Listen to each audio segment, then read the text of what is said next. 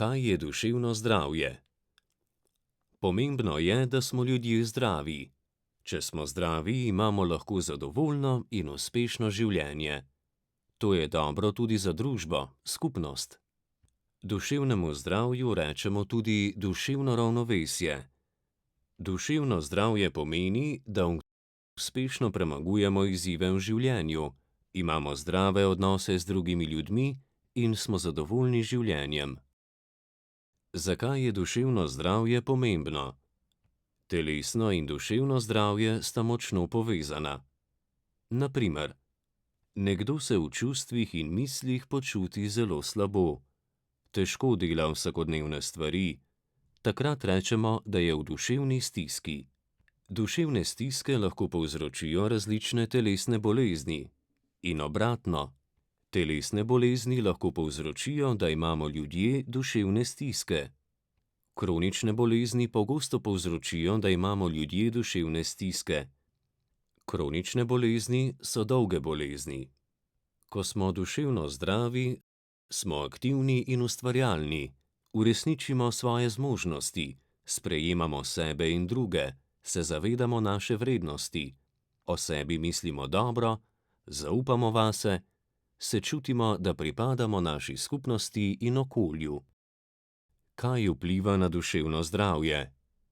Na naše duševno zdravje vplivajo geni, razvoj, lastne izkušnje, okolje, družba, gospodarstvo, kultura. Te stvari vplivajo ena na drugo. Naše duševno zdravje lahko izboljšujejo ali slabšajo.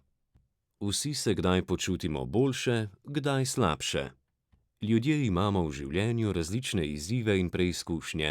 Nekaj primerov težkih preizkušenj.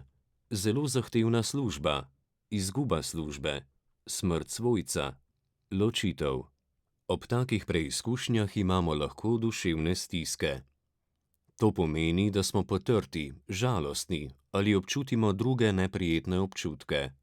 Naše misli in vedenje se takrat spremenijo.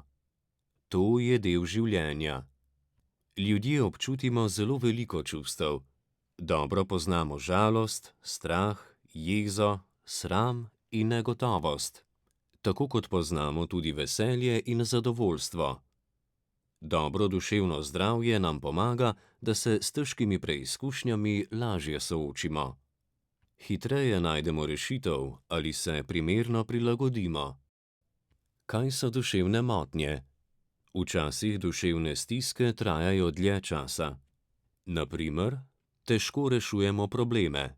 Imamo slabo samopodobo, o sebi mislimo slabo. Uživamo preveč alkohola ali drugih snovi, ki vplivajo na naše počutje. Nismo uspešni v šoli ali službi. Imamo težave s spanjem. Imamo težave s hrano. Takrat je naše duševno zdravje lahko ogroženo. Nastanejo lahko duševne motnje.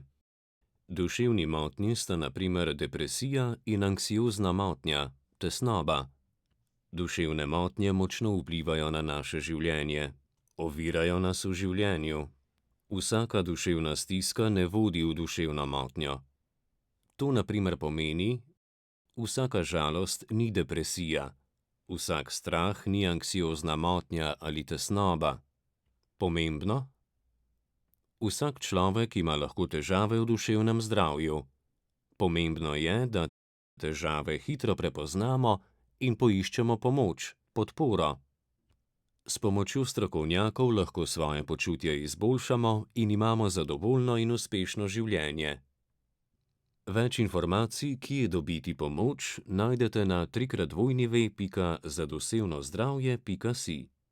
Vir: www.zadosevnozdravje.si /dusevno-zdravje/ kaj-je-dusevno-zdravje.